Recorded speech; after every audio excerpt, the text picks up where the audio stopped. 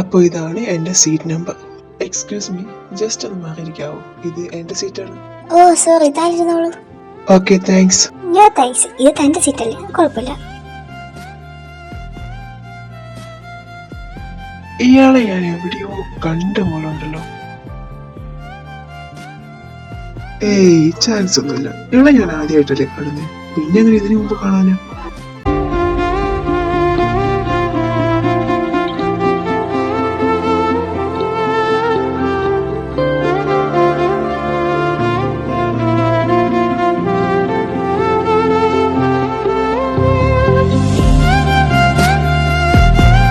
ഇതിപ്പോ തുടങ്ങിയിട്ട് കുറെ നേരമായല്ലോ. അതെ, തനിക്ക് എന്തെങ്കിലും എന്നോട് ചോദിക്കാനോ പറയാനോ മറ്റുണ്ടോ? കുറെ നേരമായാലോ എന്നെ ഇങ്ങനെ നോക്കുന്നു. ഏയ്, അതൊന്നുമില്ലടോ. ഞാൻ വെറുതെ എന്തോ ആലോചിച്ചു പോയതാ. എനിക്ക് വീട്ടിലേക്കൊന്ന് വിളിക്കണം, ഞാൻ വിളിക്കട്ടെ.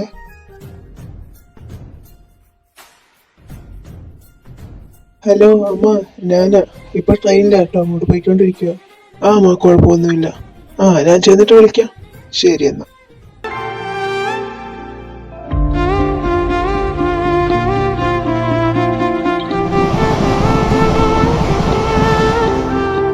ഇനി ഇവിടെ നേരെ ആദ്യം ലൈബ്രറിയിലേക്ക് പോവാം. അവിടെ ചെന്നാലേ ഇനി താമസിക്കാനുള്ള സ്ഥലമൊക്കെ എവിടെയാണെന്ന് അറിയാൻ പറ്റുള്ളൂ.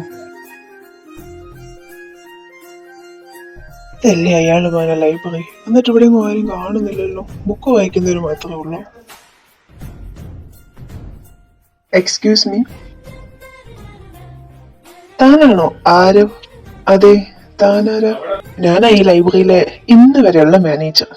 ഇന്ന് വരെയോ? മനസ്സിലായില്ല. അതായത് താനല്ലേ ഇനി മുതലുള്ള മാനേജർ. അതായത് നാളെ മുതൽ താനല്ലേ ഇവിടുത്തെ ജോലിയിലേ ചെയ്യേണ്ടത്. ഓ അങ്ങനെ. അപ്പോ താനാണോ അലക്സ്? യാ, അത് ഞാൻ തന്നെയാ. ഓ ഐ സി. അല്ല, താൻ മലയാളിയാണോ?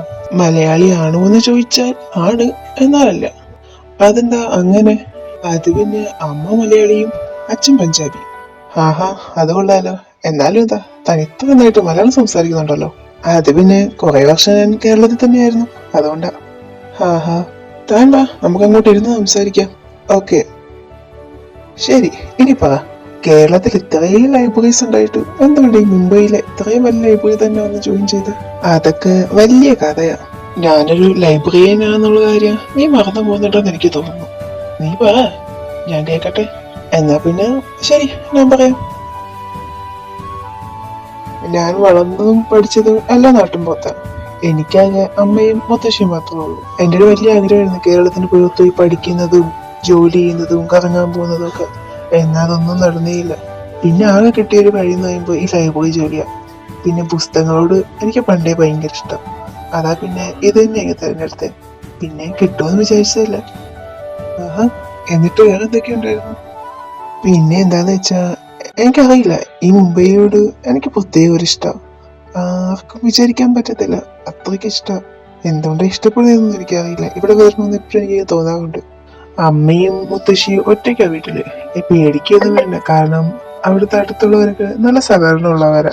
ഇവിടുത്തെ ജോലി എനിക്ക് കിട്ടുമെന്ന് ഞാൻ വിചാരിച്ചില്ല. പിന്നെ കിട്ടിയപ്പോ മുന്നും പിന്നും ഒന്നും ഞാൻ നോക്കിയില്ല, ഉടനെ തന്നെ ഇങ്ങോട്ടേക്ക് വന്നു. കഥ വല്ലാണ്ടങ്ങ് ചുരുക്കിക്കൊള്ളല്ലോ. ഞാൻ ഏതാണ്ടൊക്കെ കുറെ പ്രതീക്ഷിച്ചു. അല്ല, താൻ ട്രെയിൻ യാത്രയൊക്കെ കഴിഞ്ഞ് നേരിട്ട് ഇങ്ങോട്ട് വന്നതല്ലേ? വീട്ടിലേക്കൊന്നും പോയില്ലല്ലോ. ബാ, എനിക്കല്ലേ സ്ഥലം അറിയുള്ളൂ, ഞാൻ അങ്ങോട്ടേക്ക് തന്നെ ഇങ്ങോട്ട് ഡ്രോപ്പ് ചെയ്തേക്കാം. ഏയ്, അത് സാരില്ല. എനിക്ക് അഡ്രസ്സ് പറഞ്ഞാൽ മതി, ഞാൻ തന്നെ പോയിക്കോളാം. ഇതൊന്നും വേണ്ട, ഞാൻ തന്നെ കൊണ്ടുവിടാം. വാ, എഴുന്നേക്ക് പോവാം. ഇവന്റെ ഒരു കാര്യം. ശരി, പോവാം.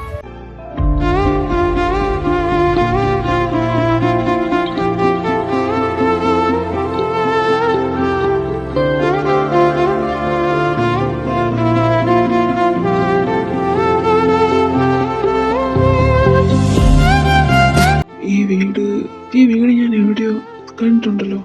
എനിക്ക് ഉറപ്പാ, ഈ വീട് ഞാൻ ഇതിനു മുമ്പ് കണ്ടിട്ടുണ്ട്. എന്താ നീ അവിടെ തന്നെ നിന്നാളല്ലേ? ഇതാ വീട്, വാ.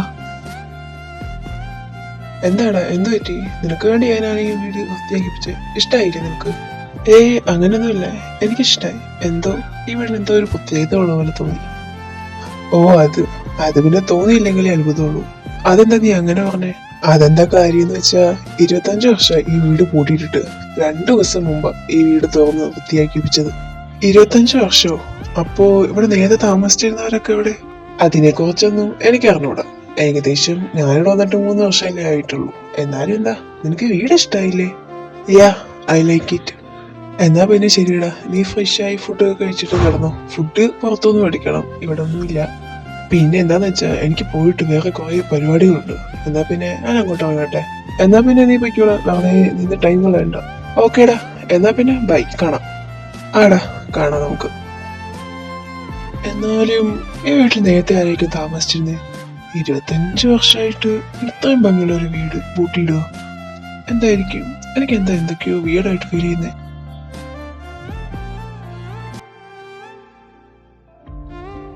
ഇവിടെ ഇവിടെ ഞാൻ നേരത്തെ വന്ന പോലുണ്ടല്ലോ.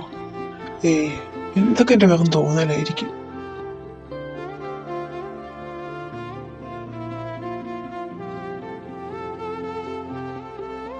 എന്താന്ന് എനിക്കറിയില്ല. ഈ വീട്ടിൽ ഓരോ സ്ഥലവും ഇവിടുത്തെ ഓരോ സ്മെല്ലും എനിക്ക് നേരത്തെ പരിചിതമായിട്ടുള്ളത് പോലെയൊക്കെ തോന്നാം. വല്ലാണ്ട് വിയേർഡായിട്ട് എനിക്ക് ഫീൽ ചെയ്യുന്നു.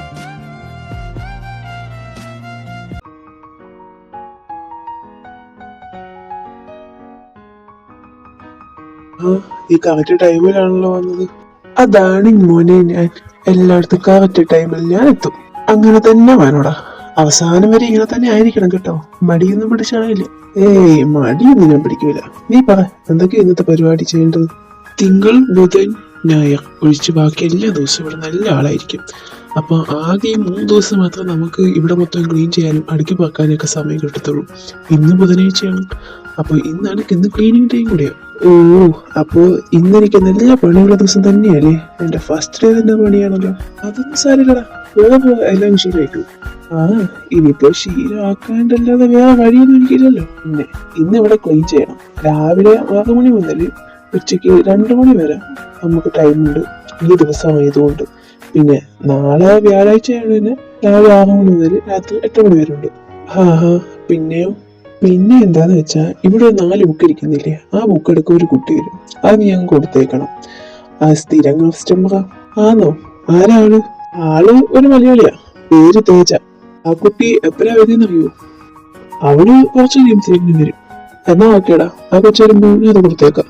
ശരി, എന്നാ നിന്റെ ഫസ്റ്റ് ഡേ ജോലി നടക്കട്ടെ, ഞാൻ പോകുന്നു. ആടാ, ശരി, നീ വയ്ക്കോ.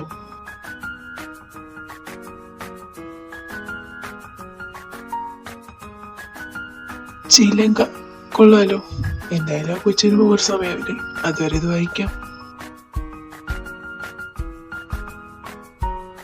ഹലോ,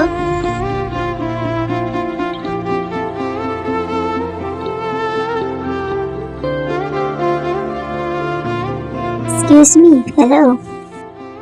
ഓ സോറി, ആരാ? എനിക്ക് മനസ്സിലായില്ല. ഞാൻ ഈ ബുക്സ് എടുക്കാൻ വന്നതാ. എന്നാ പിന്നെ താൻ എടുത്തിട്ട് പോയിക്കോ. ഞാനെടുത്ത ബുക്ക് താനിപ്പോ വായിച്ചോണ്ടിരിക്കുന്നത്, എനിക്കിപ്പോ അതാ വേണ്ടത്. ഓ സോറി, ഇതാ എടുത്തോ. ആ, 1 മിനിറ്റ്. താനാണോ തേജ? അതെ, ഞാനാ. താൻ പോയി വായിച്ചോളൂ. ശരി, താങ്ക്സ്.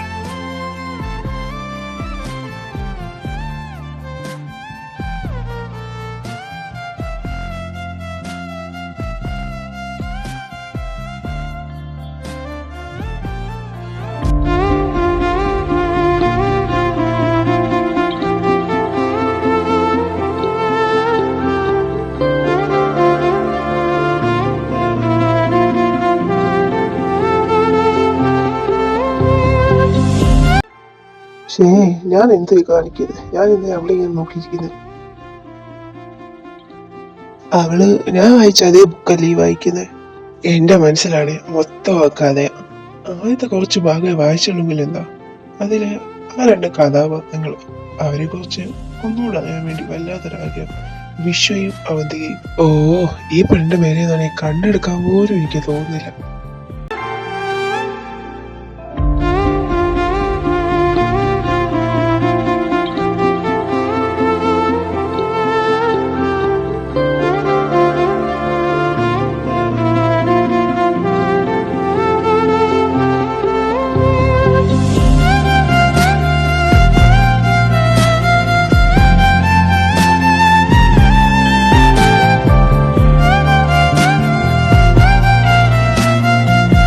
ഓ, ഞാനതങ്ങ് മറന്നു.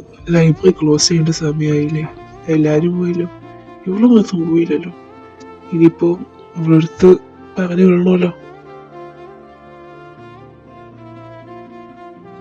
ഹലോ എടോ തേജ, അത് പിന്നെ ലൈബ്രറി ക്ലോസ് ചെയ്യേണ്ട സമയമായി. ആണോ? ഞാൻ സമയം പോയതറിഞ്ഞില്ല. രജിസ്റ്റർ എന്നായിരുന്നെങ്കിൽ ഞാൻ ഈ ബുക്കിന്റെ പേരൊക്കെ എഴുതി വെച്ചിട്ട് പോവായിരുന്നു. താനീ ഈ ചിലങ്കാന്ന് പറഞ്ഞ ബുക്ക് കൂടെ കൊണ്ടുപോകാൻ പോകണോ? അതെ, എനിക്കത് കുറച്ചുകൂടെയൊക്കെ വായിച്ചു തീർക്കാറുണ്ട്. ഇഫ് യു ഡോണ്ട് മൈൻഡ്, ഇന്നത്തേക്ക് എനിക്ക് ആ ബുക്ക് ഒന്ന് തരുമോ? താൻ അടുത്ത വർഷം വരുമ്പോ ഞാൻ ആ ബുക്ക് വന്നേക്കാം. എനിക്കെന്തോ അത് വായിക്കേണ്ട സമാധാനമില്ല. അത് പിന്നെ ശരി, എടുത്തു. ഞാൻ വരുമ്പോ എന്തായാലും തരണം. തീർച്ചയായിട്ടും ഞാൻ തരാം. ശരി, എന്നാ പിന്നെ ഞാൻ പോവാം. ഈ ബുക്കിന്റെ ലിസ്റ്റൊക്കെ അവിടെ എഴുതി വെച്ചേക്കാം.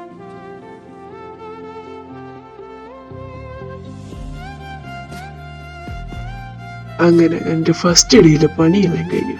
ഇനി നേരെ വീട്ടിലേക്ക് പോയിട്ട് എന്തെങ്കിലും കഴിച്ചൊന്ന് കിടക്കാം. അല്ല, അതിനു മുമ്പ് ഈ ബുക്ക് ഒന്ന് വായിച്ചു തീർക്കാം.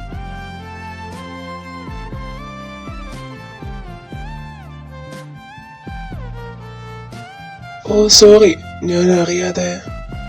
ഏയ് ഇറ്റ്സ് ഓക്കെ, അറിയാതെ സംഭവിച്ചതല്ലേ, കുഴപ്പമില്ല. ഓക്കെ ശരി. അങ്ങനെ അവസാനം നീ ഇവിടെ തന്നെ എത്തിച്ചു. എനിക്കറിയായിരുന്നു നീ വരുമെന്ന്. അവന്തികനെയും ഞാൻ കണ്ടു. ഇനി വരാനുള്ള അവള് മാത്രം. ഒന്നിക്കാതെ പോയ പ്രണയങ്ങൾ, ഒന്നിക്കാൻ പോകുന്ന നിമിഷങ്ങൾ. അങ്ങനെ ഒരുവിധം ഇന്നത്തെ പണിയെല്ലാം കഴിഞ്ഞ് ഇനി ഞാൻ വിചാരിച്ചില്ല ആ ബുക്ക് സ്വസ്ഥതയായിട്ട് നിന്ന് വായിച്ചു തീർക്കാം.